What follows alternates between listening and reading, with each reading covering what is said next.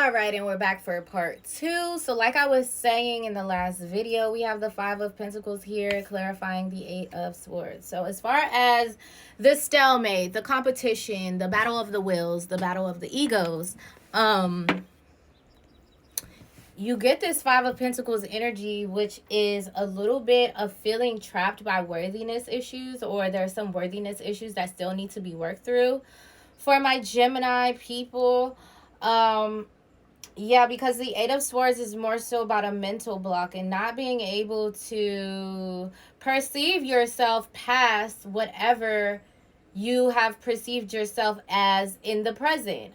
And that is something that you're working through and you're growing out of and you're evolving out of. So, you know, you do end off the month, you know, really working through some issues, working through some things. But that's okay. You do have deep replenishment, which says retreat, rest, and be held.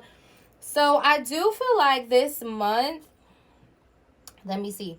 Because so like I said, you are going to have love this month, but I do just feel like this month you are needing to rest. I feel like there's a lot of, I don't know, there's a lot of energy. It's the Taurus energy, but I really think it's going to be a focus on really focusing on your health, focusing on, you know, maybe you're going to the spa, you're getting massages, maybe you're doing detox, maybe you are having a lot of intentional rest time.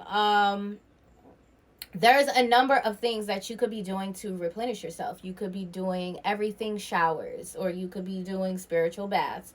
You could be grounding outside in your yard. You could be doing a bonfire, a hike, a picnic. It just gives me the instance that this month in May is going to be super, super focused on you, Gemini. I do feel like you do get the attention that you are like wanting and desiring. Like you're going to get that attention, but also you're just like, you know, you had a perspective shift when you had that little ick moment in the beginning of the month, I feel like. So at the end of the month, you know, you see that you are battling some things yourself, battling through some things yourself. And so just probably the way that you operate within this situation or this relationship, whatever it is, I feel like at some point, you know, you begin to operate in a different way. And honestly, I feel like it's better. It's smarter, not harder. It's, you know, putting your number one first, which who is your number one? It's you. Yeah, putting your number one first. You know, and that type of energy is like whatever I was giving before, it's not really giving that now because you gave me the ick. And now this is how we're going to do it. Yeah. Yeah. So, deep replenishment. Let me see if it says anything that I definitely need to bring up. It says, the most selfless thing you can do is to fill up your own inner well. When we are running around half filled, we subconsciously look to things and people around us to give us the nourishment and nurturing that we so deeply crave. Yes, so like I said, I feel like this month is just definitely like not putting out too much external energy, really focusing on the internal and really like nurturing that and allowing yourself to rest, allowing yourself to be still and not feeling like, oh, just because the weather is warming up, now it's time for me to get into road runner mode. Because Gemini, you know what we do every May and June. We act a fool. It's not time. Just wait. Nothing can grow in barren lands. You are no good to anyone if you're running on empty. The feminine is bountiful, fertile, and rich. Tend to your own well and watch as the amount you have to give multiplies. If your inner well isn't full, you will find yourself craving things from the outside world to fill it. This is our body's instinctive way of reaching for the grounding and nurturing that we are not allowing ourselves to do. What nourishes you? What refuels your body? What is nectar for your soul? What brings you back to life? What is your secret medicine? What makes you feel abundant and fertile? Overspilling with life. It may be gardening, arranging flowers, getting a massage, using luxurious essential oils, snuggling up on the couch, hiking. I named a lot of these things. What nourishes you is your medicine. When you give yourself the medicine that you need to be nourished, you nourish all those around you, for there's more than enough to go around. I'm also just feeling like, you know, spiritual routines and everything, you're going to be really deeply into that and really focused on that. You're going to just be like, you know, honestly, nothing is more important than my spiritual regime right now. So everything else can wait. So I feel like that's kind of the energy that you're tapping into. Then we have Warrior Woman. Where are you, Warrior Woman? Warrior Woman, it says, have you answered your deepest calling?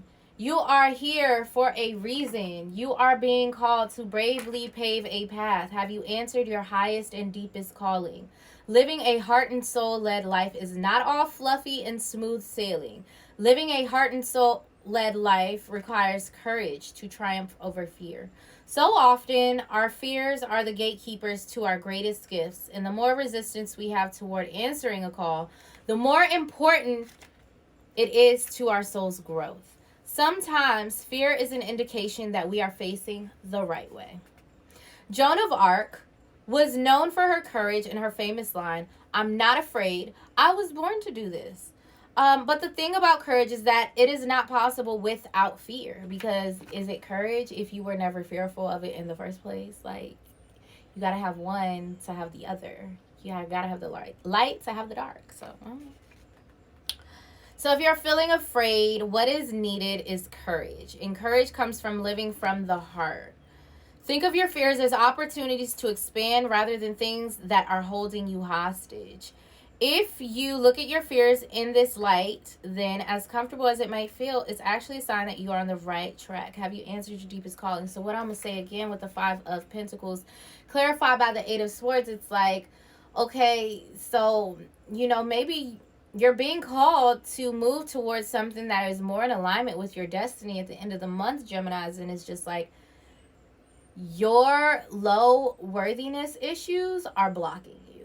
Because it's like it's already here, but you won't even allow yourself to have it, receive it, or accept it. Because whatever has happened in your past, but also it's like, that's your job to work through. You're blocking your blessings, hun. You better, you know, work through it and just, you know, whatever it is. We got to do it. We got to move forward. You know, that's it. There's no excuses.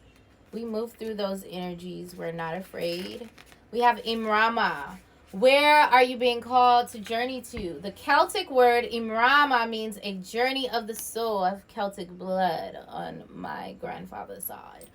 A voyage on which we don't know where we are going, but our soul knows the way. If you pull this card, you're either being pulled on a soul journey or are already on one. It could be to a physical, ancient place or metaphoric. When we journey to places that our soul remembers, a shift takes place, both within us and to the planet as well. To a place that is sacred to your soul.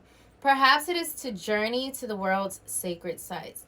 Okay, so this has been coming up for me. Okay, I said for me. Look at me getting personal. Some of you may be traveling this month in May. You could be going to some sacred sites. You could be going to Burning Man. You could be going to Mount Shasta. You could be going to Bali or Tibet or Costa Rica. These energetic sacred sites in the world. The Easter Islands. All of those places. Okay, so that could be a thing. You could be going on a spiritual retreat in the month of May. That is a possibility. There are places to see and old friends to meet. I see spontaneous